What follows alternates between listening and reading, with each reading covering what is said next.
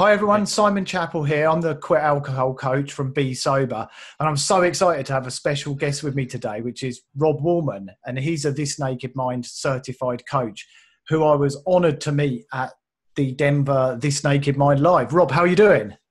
I'm doing fantastic, Simon. Thank you for asking. Yeah, things are weird, but so far, I'm doing okay. Yeah, absolutely. Yeah, it's weird times we're living in, and I guess you're Mm, locked down at home just like I am too. pretty much. Yeah, it's a funny time. So, Rob, obviously, I'm going to share this in the Be Sober Facebook group and on my YouTube channel, and I'm sure everyone would love to hear a little bit about your story.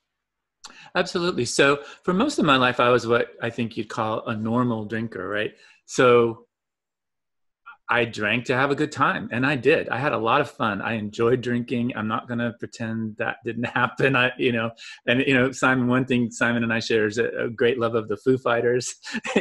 So many concerts, many events. I had a great time. But in the recent years, I started to drink more, I would say, because I felt disappointed in the way my life was going, or to hide the fact that I felt certain things I didn't want people to see.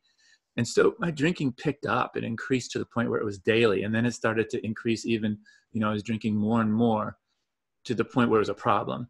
And I knew I needed to find a solution. So I started searching. I went to 4 different substance abuse counselors. I went to meetings. I, had conversations, started reading some books. Nothing really was helping. And then I came across Annie Grace's book, This Naked Mind, which made more sense to me than anything I'd come across and really gave me some hope. But I was still drinking. But along came her live alcohol experiment, and I was on the very first one, January 2019, and I haven't had a drink since. I didn't even intend to quit. I just wanted to get my problem under control. But 30 days turned into 60, and 60 turned into 100, and that turned into a year. And the thing that's remarkable now is I absolutely have no desire to drink. I mean, I can, and I have done this. Like, I can take a shot of bourbon and put it under my nose and go, yeah, it smells nice. No, thank you. I mean, I literally have no desire to drink. Whereas just a couple of years ago, I felt like my life depended on having that next drink. So it's become an effortless sort of just choice of preference. I really prefer this alcohol-free life. Yeah, and it's amazing, and that really emulates my story in terms of discovering Annie Grace's book, This Naked Mind, and moving to a place where I felt completely free, like rather like you just described, not feeling like I can't have a drink, literally feeling I don't want one. It's just irrelevant and insignificant. And it's funny you say that, because I've actually done that as well. With a glass of Prosecco, I kind of sniffed it and had a look at it. I had no intentional desire of taking a drink, and to be able to do that from a place where drinking every day heavily, and then move into an alcohol-free life, and which hopefully as well gives a lot of people hope. Your story there, which is amazing. Yeah. I love to cook with alcohol all the time. And there have been times when I've had an open bottle and this little voice goes, well, why don't you just take a drink? And interestingly, the next voice very loudly says, why would you want to do that? Yeah, right. Yeah, that's great. Anyway, yeah. No, that's awesome. And obviously you've moved on to become a coach for This Naked Mind, which is such an amazing story, and something I do as well. And I know you're starting your own coaching program in April, so I'm sure everyone would love to hear about that. Right. So I mentioned the This Naked Mind's live alcohol experiment. And Annie, I was trained by This Naked Mind to become a certified sobriety coach. And Annie's been so generous in terms of helping us to develop our own versions of the alcohol experiment. And that's what I've done. And I'm rolling mine out April 1st, my first attempt. It's a real leap of faith, but I'm so excited. So I will be showing the videos from This Naked Mind. Over 100,000 people have seen these videos. I watched them. I was actually, they were actually recorded on that January live alcohol experiment that I was on. Anyway, you'll get access to those. But I also, I've participated in every live alcohol experiment that This Naked Mind has done. There's been 7 of them. And there I've listened to what people also were asking for. So what I've decided to add in my experiment are classes in nutrition, because nutrition is a topic that comes up a lot. classes in mindfulness, because I think understanding how your mind works and developing a mindfulness practice can really help in your sober journey. Sure. Yeah. I've got Simon coming on. I'm Yeah. so Yeah. thrilled. I'm coming on. And of course, he's written this. So, as an expert in the field, expert author, he will be speaking on several topics. But I've also got Amy Johnson, and maybe you've heard of her. She wrote the Little Book of Big Change. She has some ways of thinking about habit change that revolutionized the way I think about it. So she's going to make a special presentation. I'm thrilled to have her there. We're also going to try some different things. We're going to have Zoom meetings so you can interact. I'm going to have a 24-hour chat so you can be linked up with people, especially now when we're all feeling so isolated. So you can be linked up, 24 hours, wherever you are in the world, if you need someone to just, Yeah, that's brilliant. Yeah. And then also offering a free one-on-one quit alcohol coaching session. So, on top of all the great content that you're going to get, you're also going to get, if you choose, a one-on-one session that can really help. I mean, we both know that having that focused attention on your specific situation can really make a difference. For sure. That sounds like an amazing program. So, what I'll do, I'll share a link with this video on YouTube and on Facebook. So if anyone wants to check it out, look at your website, and obviously I'm sure they can join on the site or sign up on the site if they wanted to be part of that during April, then absolutely, they know where to go. But that sounds amazing. And I hope, loads of people, join and become part of your tribe. Beautiful. Well, I guess I should say brilliant.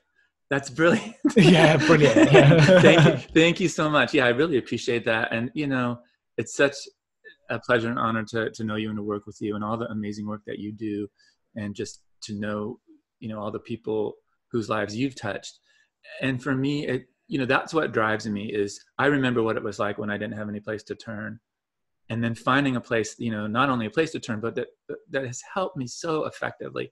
And the fact that, I was in the live alcohol experiment, and now I get to actually provide that support and assistance to others. It's so fulfilling. The other thing about the alcohol experiments, which I think you can attest to, is they're really fun.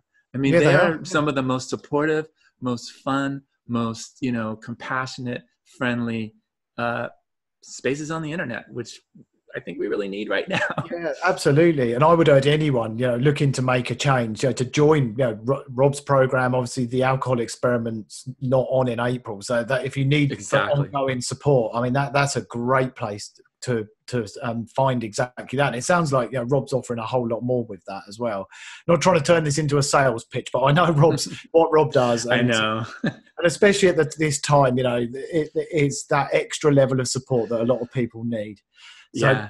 Sometimes I do hear myself sounding like an infomercial, and I'm like, oh my God. But and it is a lot. I'm glad you mentioned that. But the thing is, you'll have lifetime access to this content. So it's not just like only during the 30 days.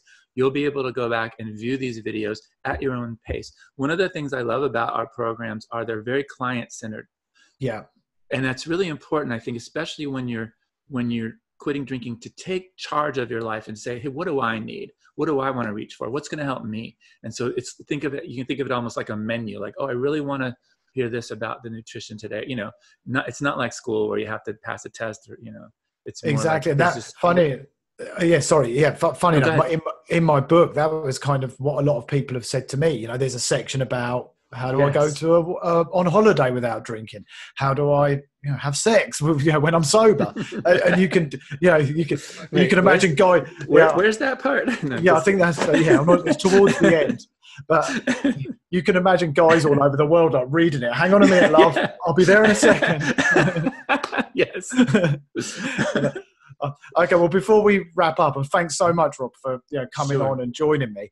I guess perhaps could you give one tip to people who are trying to stay sober, sane, and safe during coronavirus while they're at home? What kind of advice would you give somebody? Absolutely. So anxiety is a big deal right now. And so, first of all, the way that relates to drinking is when those of us who used alcohol this way, when we feel anxious, we have more of a tendency to drink. Yeah, sure. So I understand there's a physical component to anxiety, and that's fine. But let's just talk about just the mental component for a second. I've come to recognize that almost all the time, if I'm feeling anxious, it's because I'm imagining some future event that hasn't happened yet. And I have no idea if it's going to happen. And thinking about it now isn't going to help. So I've come to see anxiety as sort of like, I don't know if you've heard these monks in certain monasteries, they'll ring a bell every once in a while, and the bell's just to remind you to be present. I've come to see anxiety that way. When I feel anxious, I go, like I hear that bell. Wait a minute. What's right in front of me right now? I don't have, chances are I don't have the virus. I'm not going to get it. Chances are I'm safe in my home. Chances are, yes, maybe there could be problems looming, but I don't really know they're going to happen yet. But right now I'm okay. I'm going to eat today. I'm going to breathe. I have things to be grateful for. So just focusing there. And I call that kind of a reality check. There's plenty of things we can imagine being concerned about, but they haven't happened and they may not happen. And we just don't know. But what's happening right now is something that we can really appreciate. That's brilliant. Yeah, that's great advice. And I think along the lines of what you said as well, it's very easy to make up your own stories. And you've got the choice about what stories you tell yourself and how you filter and digest this information. And I don't know about you, but I've been very mindful about what news channels I listen to, how often I'm taking this news in. And funny enough, today I even found a couple of places that are only sharing good news about coronavirus. There's no bad news on these websites, and it's just good news stories. And I thought, I'm going to read this stuff instead of all the horrible stuff. One of my friends in one of my sobriety support groups posted a thread where we're just doing silly coronavirus memes, just to take that. But I love what you said about stories, because it certainly looks like there's a story out there and that it's a real story. But I mean, one idea that I play with is the idea that it's not what's going on out there that's upsetting me or that's making me anxious. It's my thoughts about what's going on out there. Yeah. I'm not saying stuff isn't going on, and I'm not saying we don't have difficult things to deal with, but I am saying that my thoughts are something I can have influence over. My thoughts are something I can control. So even if I can reach for a more calming thought, that's going to help me in the present right now, as opposed to just going on that hamster wheel of worrying about all the things that might happen. And I think that point you made about the monks with the bell, I often talk about an internal fire alarm going off, and it's a similar sort of thing. You just recognizing that, there's something uncomfortable come up. I'm just going to take a moment and a reality check and just check in on myself. And then you can make a choice. You don't have to react. You don't have to go with the story that's going on. So that's great and advice. It takes practice. And I don't want people to feel like, oh, I'll just think another thought and everything's going to be okay. But notice that it helps. Like, even if you're feeling concerned, focusing on a different thought, notice, I just relaxed a little bit, and then just practice that. And over time, I found that I've really developed a level of emotional balance that I never thought was possible. Right, exactly. And I do that with sort of meditation and other tactics, and I can just like empty my head of all this chatter that's going on in there. So that's awesome.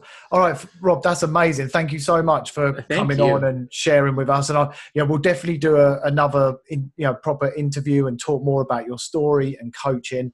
Like I say, I'll drop a link to your website so people can check out your program. And I hope it's great, and I look forward to coming on as well. Fantastic. Thank you so much. Yeah, thanks, Rob. That's great.